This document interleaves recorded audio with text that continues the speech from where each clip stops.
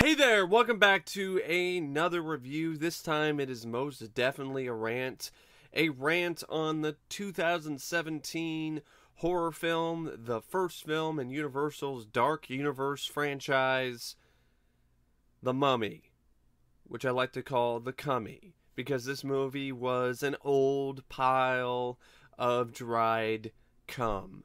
This movie sucked. This was really, really fucking bad. This is a crummy movie. And this is a film that I was actually a little bit looking forward to because Tom Cruise hadn't really done a horror film since something like Interview with a Vampire. So I was really curious about that. The first trailer didn't do much for me. It looked like a generic movie, which is sadly what the movie really is. But the second trailer I saw I liked. And I liked the whole sort of, it was taking itself a little bit more seriously in terms of the horror elements of the film, unlike the Stephen Sommers movies, which I really enjoy, and even Tomb of the Dragon Emperor is honestly better than this. I'll take Dragon Balls dragging across my face than watching this again, because at least Tomb of the Dragon Emperor, it actually looks like it's trying. It's not trying as hard as it could. It's not as good as it could be, but at least it looks like it's trying. The CUMMY doesn't even look like it's even trying. It's just one of the laziest, most generic films I've seen this year, next to something like Wonder Woman. Oh, yeah. No, seriously, this is on the same level as that movie for me personally. It's the same type of issue. It's just this generic play it safe kind of film that doesn't really take any chances, doesn't really break any new ground. It's just the same shit you've seen done a million times in a bunch of other movies. So The CUMMY is a film directed by Alex Kurtzman, who before this, the only film he directed is some independent movie, and everything else he did for his career was just writing films, and so on.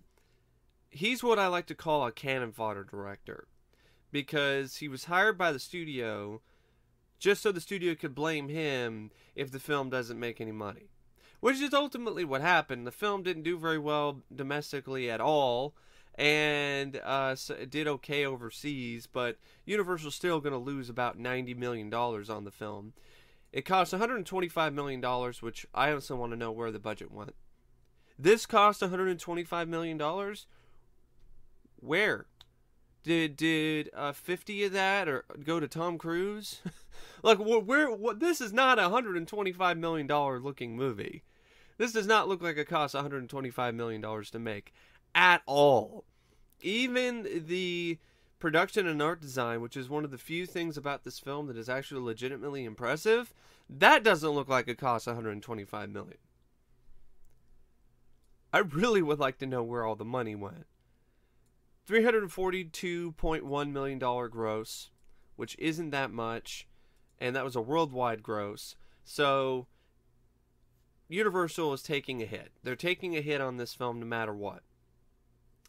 And Alex Kurtzman isn't helping things either by announcing to the press and being interviewed and saying dumb shit like this. I didn't make the film for critics. I made it for audiences. Really, Alex? I don't think you made it for the audiences either, because they didn't watch your fucking movie! How dumb can you get?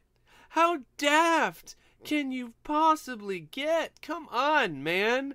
I didn't make the film for critics, I made it for audiences. An audience didn't give a flying fuck about your movie in the United States. Yeah, you made it for them. Also, I don't get this whole recent upcrop, this whole recent just outrage by Hollywood studios and people in Hollywood about critics and criticism. Like, people blaming Rotten Tomatoes for why a movie doesn't do well in the box office. Maybe, but sometimes if the movie's not good, it's a good thing that there's somebody out there warning people of this piece of shit so they don't go waste their money on it. Now, I don't necessarily agree with Rotten Tomatoes being the end-all be-all like a lot of other people do, but I could see some point to it. A little bit. But people take it way too seriously. But really, no, the reason why some of your films are flopping, the reason why Baywatch flopped is not because of Rotten Tomatoes. It's because people weren't interested in the movie. Really. Rotten Tomatoes scores don't really necessarily deter people from films they want to see. Not enough people wanted to see Baywatch, and that's why it bombed. Same thing happened with The Mummy. Don't blame the critics for why your film did bad. Look at the trailers, really didn't add that much. People didn't want to see a Mummy reboot. People weren't into that. People weren't really looking forward to that. And that's why it bombed. It's not because of the critics. And first off, this whole thing with the whole, and also not first off, I mean, also with this whole audience thing, aren't audience members critics too? In one way or another? Because audience members know what they like and what they don't. So, in a way, they're critics too. So, are you saying you didn't make the film for anybody then? I didn't make it for critics, I made it for the audience. So, I don't really understand that thought process. Because for me personally, they're the same thing. Maybe you need to specify, I didn't make this for paid critics, I didn't make this for the media, whatever. But just saying you didn't make it for critics in general, in my opinion, is a bit too vague. But anyway, had to get that on my chest a little bit because I just cannot believe what Alex Kurtzman said. And speaking of Alex Kurtzman, his direction in this is a fucking corpse. Okay, it's dead. It's a mummy. It's as dead as a fucking mummy that's been in a sarcophagus for thousands of fucking years. There's nothing to this direction. There's nothing impressive about it. There's nothing that really makes me go, wow. There's nothing. This is just a very bland directing job, which fits for a very bland, boring, dull fucking movie. These films are hard for me to rant on because what is there to rant about? There's just a lot of nothing. Not much happens. So, and it's hard to review too because of that, because there's not really a lot that happens, at least anything that's really memorable or worth talking about. So, I have to really work hard to make something, to squeeze blood from a stone with something like this. So, the screenplay is by David Coop and Christopher McQuarrie and Dylan Kurtzman.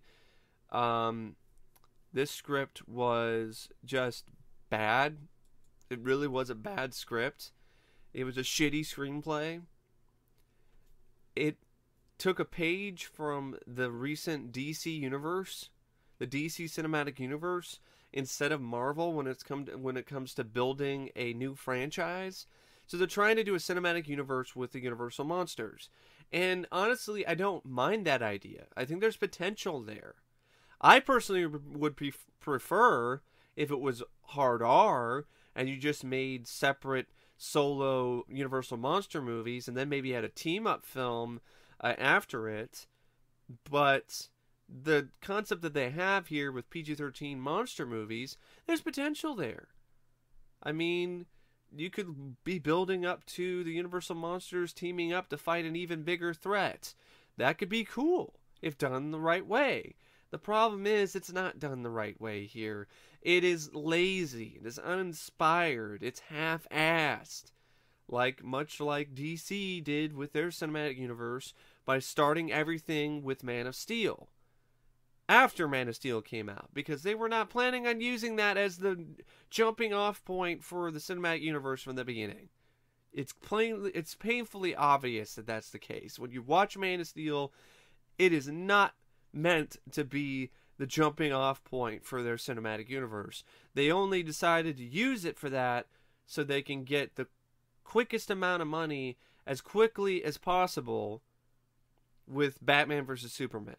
And then use that as their jumping off point for their cinematic universe. That was really the first jumping off point. Man of Steel was just not really, at least I don't personally interpret it as that. I don't interpret it as the film that they meant to use as a stepping off point. With The Mummy, it's the same kind of lazy half-ass stuff. But at least it actually is a stepping off point, unlike Man of Steel. But it's also taking a page from Sony with like the Amazing Spider-Man series, where they were trying to half-assedly set up the Sinister Six by having little tiny references throughout the films and so on. Which I'm like, why are you taking that approach? Because there's a scene that is very reminiscent of the Amazing Spider-Man 2, where the stuff with Oscorp. But instead, it's in this place where Russell Crowe's character, Dr. Jekyll, has this whole facility that's dedicated to investigating, capturing, and discovering monsters. And so in this facility, you see little Easter eggs, little references to other Universal monsters like Dracula, the Wolfman, the Gill Man, and so on. But the problem is, unlike something like Iron Man, which kind of started everything for Marvel, this isn't a very good movie. This also is not a very interesting or engaging or worth watching origin story. And it's an origin story essentially for Tom Cruise's character. And he's not really the Mummy. The movie was heavily marketed as being a film that's mostly about Aminette. And it's her film. And in a lot of ways it kind of is, but in a lot of ways it isn't. Which is a problem. You have this fractured storytelling. You have this fractured setup where you're trying to deliver the goods with Aminette, but then you're also trying to do an origin story for Tom Cruise's character. The script also suffers from the fact that it's PG-13, so you can't really do a lot of stuff with that rating in terms of the horror aspect. Also, it's just one of those things where the characters aren't very well done, except for maybe Tom Cruise's character. You have the supporting cast characters who, the performances aren't that great by Annabelle Wallis and Jake Johnson, but also their characters aren't very well written either, so they're not given that much to work with. So it's kind of hard for them to really bring that much to the production because they're not given that much to work with from the get-go. Now, what I'm wondering is why they didn't just dust off one of the old scripts that was written for like a George A. Romero version of The Mummy, or a version of The Mummy directed by Clive Barker or somebody like that, instead of just coming up with something that isn't really that unique or that interesting. The female mummy thing is not anything new. I've seen that in The Awakening. I've seen that in Jewel of the Seven Stars, the original novel that The Awakening is loosely based on, as well as, I believe there's another mummy movie from Hammer that's based on the novel by Bram Stoker, Jewel of the Seven Stars. And then you also have stuff like the Stephen Sommers films with Anaxinamun. We already had a female mummy in those movies. We really did. It was Anaxinamun. So to act like this is all like completely unique and different is a bunch of bullshit, because it really isn't. It doesn't help either that Sofia Boutella doesn't really add that much. She doesn't really have that much of a presence. I don't know if it's her, or it's a script, or it's both. It's probably a little bit of both. But I'm blaming the script mostly for a lot of this film's problems. I'm blaming David Coop, I'm blaming Christopher McQuarrie, and I'm blaming Dylan Kussman. 3 writers. It took 3 writers to come up with this shit. I can't believe that 3 writers could not come up with a better script than this. So you have the cast, which is spearheaded and headed by Tom Cruise, who plays Nick Morton. Now, Tom Cruise's character, he was one of the only characters that was at all likable or worth watching in the film for me. I liked him. I liked the character. I like Tom Cruise. He's a whack job, okay? There are a lot of people in Hollywood that are whack jobs. But I liked him in this film, And I was looking forward to this mostly because of Tom Cruise, because his track record for me as of late, other than Jack Reacher Never Go Back to the Theater, which honestly, as bad as that was better than this. I'm going to agree with the critics. This is the worst film I've seen him in. He's not the problem, but everything else around him is so rank. It reeks so much of shit that he can't save it. So when you have films of Tom Cruise that aren't that great, like Rock of Ages or Cocktail or something like that, I can watch those because there are things about them that are kind of clever, kind of fun. Rock of Ages has some nice cover songs. Tom Cruise isn't the problem for me in that movie. And Cocktail has a great song, Kokomo, and nice soundtrack, and the back and forth between Tom Cruise and Brian Brown is actually fun. So there are actually some things in Tom Cruise's lesser efforts that end up making those films at least watchable to me. This is not one of those cases. This is one of those films that was torturous to sit through. And it was a film that's not even that long. It's like 107 minutes, but it feels like 207 minutes. Because every character other than Tom Cruise is either insufferable or poorly written, or a combination of both. So Annabelle Wallis plays the love interest, the archaeologist character, Jennifer Halsey. I don't know what her accent is. I don't know what she's doing here. Also, that's really the least of this character's problems and the least of her problems when it comes to her performance. This is not a very good actress. She can't pull off really any of the dialogue she's given, except for stuff where she needs to be an exposition machine. So really what she's Miss Exposition or Captain Oblivious. So she's Miss Exposition or Captain Oblivious for most of the movie. Or Captain Obvious, really, is the better word. Because she's kind of oblivious, but really she's more Captain Obvious. Mentioning stuff that is clearly obvious to the audience.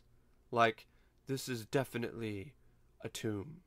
Yeah, no shit, Sherlock. Yeah, it's a tomb. I could tell.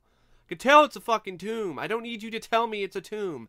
And I don't care if it's, she's recording it into a tape recorder for her colleagues. I don't give a shit. You don't need to have that in the movie. It's not necessary. It's lazy screenwriting to have lines of dialogue just be descriptive lines of dialogue where somebody is just talking into a tape recorder and just describing shit that's in the room. Better example of the use of a tape recorder is in something like John Carpenter's The Thing. That actually adds something to the story. This just is there. It's just padding.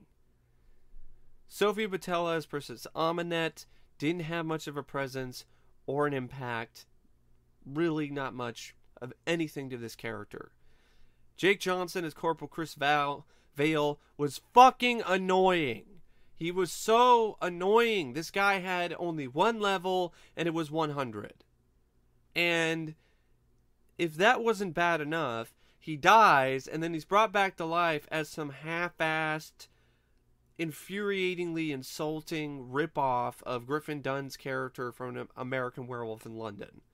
With none of the panache, none of the charisma, none of anything that made that character and that performance fun and worth watching is present here with Jake Johnson's performance. That character sucked dick. I hated that character. He represented everything that was wrong with this movie in a lot of ways. That was what the character he was given. That was what the screenwriters came up with.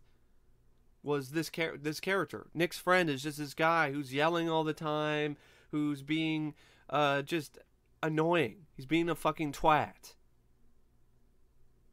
Courtney B. Vance is also in this as Colonel Greenway. And in a blink and you miss it basic cameo.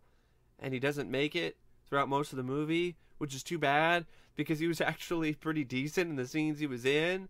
He actually made me chuckle one of the few times that I actually laughed at any of this film's piss poor attempts at humor. Was a scene with Courtney B. Vance. Russell Crowe is also in this as Dr. Henry Jekyll. Now, he also plays Mr. Hyde. Russell Crowe, once his character was actually given more to do other than just being a narrator and just sounding bored, he actually was fine. So Russell Crowe was one of the other things that I liked about the film, was Russell Crowe's character and his performance. Now, the other elements of the film, the other aspects of the film production, weren't really that impressive either. The score by Brian Tyler, forgettable. Another typical in one ear, out the other, out your ass, out your dick, and into the fucking air score. Cinematography by Ben Saracen. Just, The film suffered from way too much color filtering for me. Everything was all gray and dark and looked like shit. It was gray and dark and none of the colors really stood out. It was just, and when they had colors, they had the fucking color filtering where we had the orange and teal bullshit going on. So it was one of those things where it was just like, oh my god, this is just one of the most perfect examples of how color grading can fucking ruin the look of a film I can think of. Because anything that could be considered impressive from a visual standpoint is absolutely fucking destroyed and trampled by the color grading in this movie. Reminded me of Suicide Squad. Especially any scene with the Enchantress, which might have been on purpose.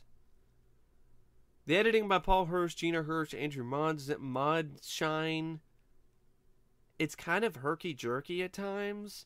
Like, it looks like there's scenes that were cut out of the film. I wouldn't be surprised if that was the case. And then you have the story, which honestly is one of the most boring adventure films I think I've ever seen. One of the most boring adventure stories. There's nothing to this story.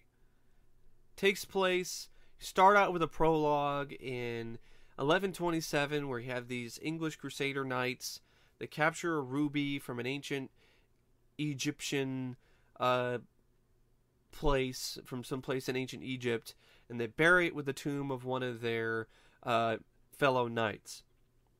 This reminded me of the movie Hellbound with Chuck Norris.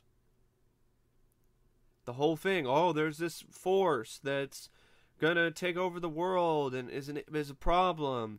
There's this dagger, or I think it was more like kind of a staff or something, but it's the same kind of thing. Some kind of powerful artifact that's connected to this evil person, to this evil being.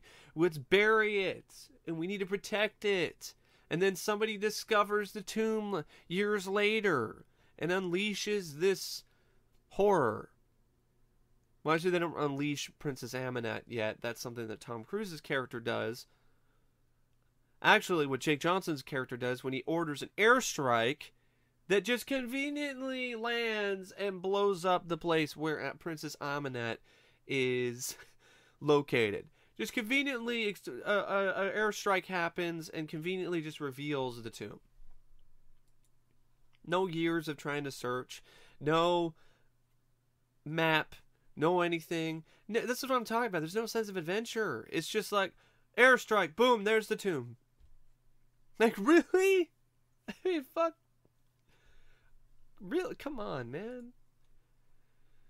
So, Princess Amenet, she had this curse put on her and all of this because she wanted to she wanted to kill what she calls the chosen, her chosen, so she can have the spirit of Set, which is essentially the Egyptian version of the devil, possess this one guy who's a lover of hers, and they can rule Egypt together. Well, a group of Egyptians find this out. They call her out for being a witch bitch, rightfully so, and they mummify her alive and then curse her. Then Nick Morton, Tom Cruise's character Jake Johnson, they accidentally discover the tomb after staging an airstrike on an insurgent stronghold. Jenny Halsey, who apparently the only bit of character development we have with her character for a long period of the film is that she had a one-night stand with Tom Cruise. That's the screenplay, folks. That's how Oscar-winning this script is. The most character development you get with this character from the beginning is that she just has a little bit of a connection with Tom Cruise because he had a one-night stand with her. That's it. And they're comparing how long Tom Cruise lasted in the sack. So she investigates the tomb. She concludes that it's a prison. This is not a tomb. It's a prison. But didn't you already say that it is a tomb? But now it's not a tomb? But how, isn't it also a tomb? I don't understand this. It's not a tomb, it's a prison. It's a tomb and a prison. You know, you can have both. Clearly you can have both. But regardless, whatever. It's a prison. And here, the art direction is fine. I like the production design here. It's a real set. That's nice to see. I like the aspect of the mercury being used to incapacitate Amunet. I thought that was different. But that's really all that you get with it. It's about it. So she extracts Amunet's sarcophagus from this pool of mercury. Colonel Greenway, Courtney B. Vance, he places his sarcophagus on a transport plane, which is headed to England. During the flight, Jake Johnson becomes possessed by Amunet's power after being bitten by a camel spider while inside the tomb earlier. He attempts to open the sarcophagus, and then he also stabs Greenway, attacks the group before Nick is forced to shoot him dead. So then you see the scene you've seen in the trailers multiple times. That's another problem this film had. A lot of the moments in the film that could be considered action-packed or something worthwhile, you already saw in the trailers. So there really wasn't very much in terms of surprises or much intrigue. So this crow comes in, they assault the plane, crash through the windows, cause the plane to crash. Everyone dies except for Jenny, who gets saved by Nick, who gives her a parachute and sends her off. Nick then wakes up in a morgue, and he learns from Vale's ghost that he's been cursed by Amunet, who seeks to use him as a replacement vessel for Set. Amunet's mummy then escapes from the sarcophagus. She begins feeding on the rescue workers and sucking the life force out of them, like it's the movie Life Force. But unlike Life Force, she's not walking around naked, topless. I'm not saying that would save the film, but, maybe it'd add a couple more assets to the production, so to speak. And it's also a lot like The Mummy, the 1999 film, because it's the same thing. Goes in and sucks the life out of people in order to resurrect herself and to regenerate her decomposed body. She also then turns the workers into zombie minions, which is fucking disappointing, because now you combined a generic mummy movie with a generic zombie movie. God knows we have enough of fucking generic zombie movies. So she lures Nick and Jenny into a trap. They fight out the minions. They try to escape. Amunet also recovers the blade of the dagger of Set from a reliquary in the nearby church. Then there's these soldiers that appear and they subdue Amunet. Their leader, Dr. Henry Jekyll, explains that Jenny is an agent of Prodigium, a secret society dedicated to hunting supernatural threats, whose base is under the Natural History Museum of London. And this is a lot like the League of Extraordinary Gentlemen as well. So you have, it's like Alex G, and also a little bit like the Avengers, or Spider-Man, The Amazing Spider-Man 2. Amunet ends up escaping from her chains, and there was also this thing earlier conversation between Russell Crowe and Tom Cruise about how he's saying Nick was cursed when he unlocked Aminette's tomb, and he's gonna kill him because that's the only way to really destroy Set and to kill his evil forever is to kill Tom Cruise while he has Set inside of him. So meanwhile, Aminette summons another spider instead to possess a technician and frees herself from captivity. She does some flips, does a few things, not really much of anything. She goes outside, causes a sandstorm to happen. Actually, I think that happens a little bit later. There's a little bit of scuffle between Tom Cruise and Russell Crowe, who has turned into Mr. Hyde. Nick manages to stop him, though, and give him the serum to turn him back into Jekyll. Nick and Jenny escape from the facility. Aminette then gets the dagger back. Summons an army of deceased English crusaders, which is one of those things I don't get. These crusaders died trying to stop her, and she just says, "Rise, my crusaders," and they follow her orders. Wouldn't they do the opposite? Wouldn't they be like, "Fuck you, bitch"? I mean, I don't understand this. Rise, my crusaders. They're not her crusaders. These are a bunch of English knights. Why the fuck would they follow her orders? So they go in and just shamble around, and they slaughter a bunch of soldiers in the tomb where the ruby is, which Aminette needs in order to complete the dagger and make it so it can be powerful, so it can have full strength. She then causes a sandstorm, a CGI sandstorm we saw in the trailer that just blows through London like a fucking dusty old fart, just like, like a fart in the wind. You have another scene where you see a face in the sand, and I'm just like, we've done that enough. We've officially beaten that dead horse so much that there's nothing to beat anymore. There's not even a horse left to beat.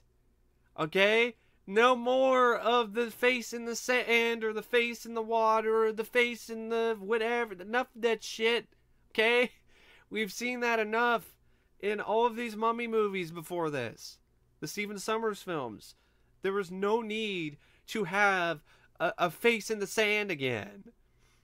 Also, speaking of the Stephen Sommers films, there is some actual references to those movies, which makes me think, is this connected to those films? I mean, you have the face in the sand, but then you also have the Book of the Living, which is there in the facility. Jekyll's facility.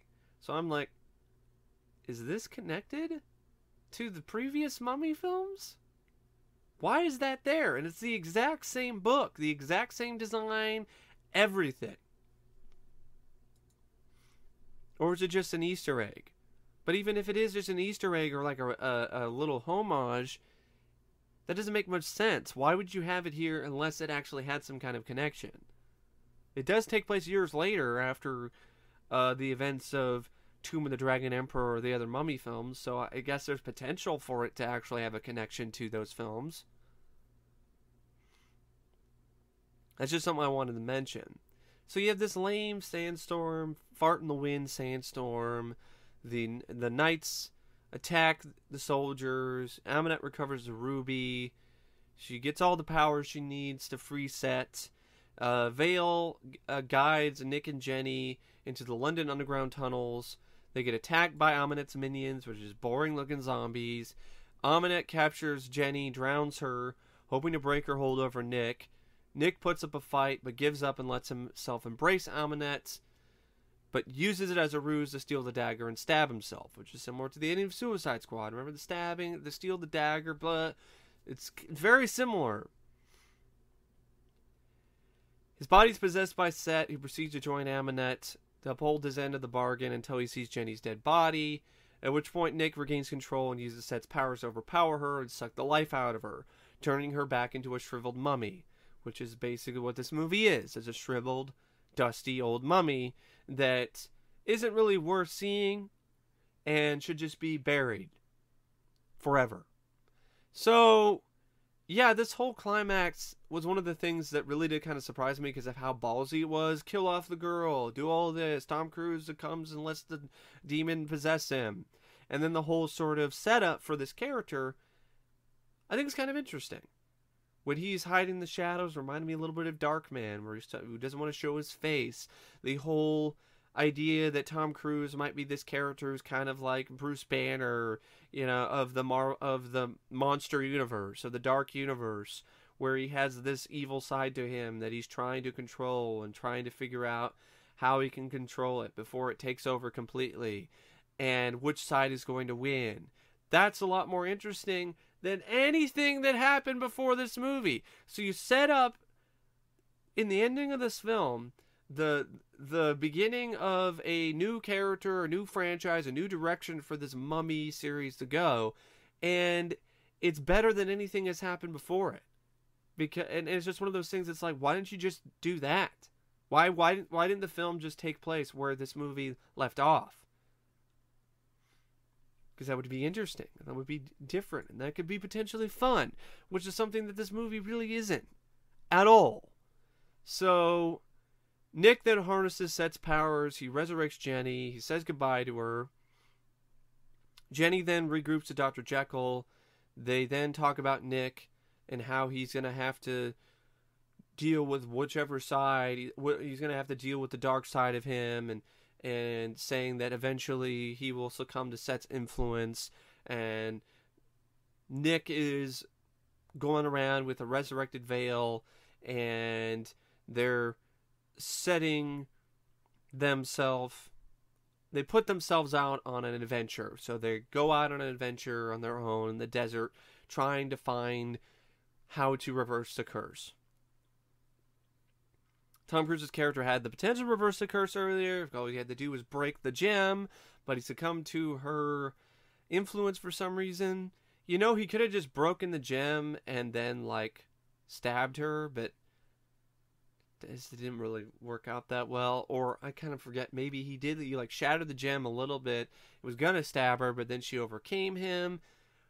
Regardless, whatever, this climax, despite, other than the fact that Jenny dies and Tom Cruise lets Set possess him, really doesn't offer very much surprises and doesn't offer that much thrills or excitement. And the Mummy, Aminette, is not really in the film that much. Well, I mean, I guess you can say she is, but she doesn't do that much. Nothing that really grabs your eye or is memorable. And then she basically dies in the most lame way imaginable. She just gets the life sucked out of her with one giant long kiss by Tom Cruise. And then her tomb is lowered into the pool of mercury at the facility, never to be seen again. Which is probably where they should put this movie, if you ask me. Put all the copies of this movie into a giant sarcophagus and lower it into a pool of mercury. Yeah, I don't know what else to say about the CUMMY, except if I wasn't rated out of 5 stars, I give it the same rating as I did Wonder Woman. It's a 1-star film. The only thing I liked about it, I liked Tom Cruise. He was trying to do his best. I don't know whether it was his fault that the movie was so bland and boring, or it was the screenplay, or the director. Whatever, I heard he took over the production. If he's the reason why his character actually is likable and actually isn't a complete and total asshole, or isn't a boring plank of wood like everyone else in the cast, then hey, he actually did a pretty good job. He needed to take over. Because as a supporting cast, you got a guy who only has 1 level, which is 100, and is annoying as fuck. You have the girl, Annabelle Wallis, Jennifer Halsey, who has absolutely no chemistry with Tom Cruise and should have just stayed dead, if you ask me. I should would have given the movie more credit and another probably half star if it had the balls to keep this character dead. She's dead anyway.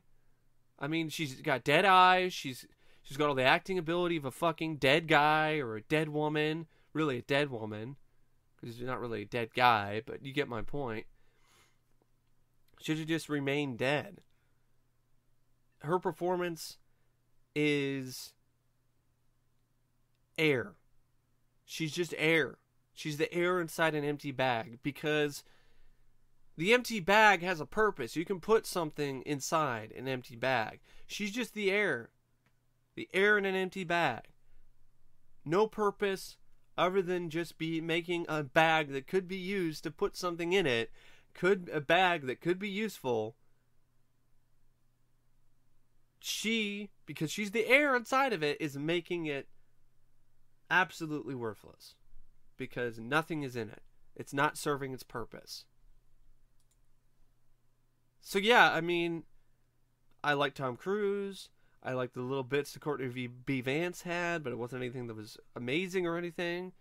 I like some aspects of the climax, kind of the concept that they're going with, but that's it. There's nothing else. So, and I have nothing else to say about the CUMMY. So, yeah, it gets 1 star, it gets a middle finger, it can go fuck itself for all eternity. And thanks for watching my rant and review on the CUMMY. And as always, I will see you guys later. See ya.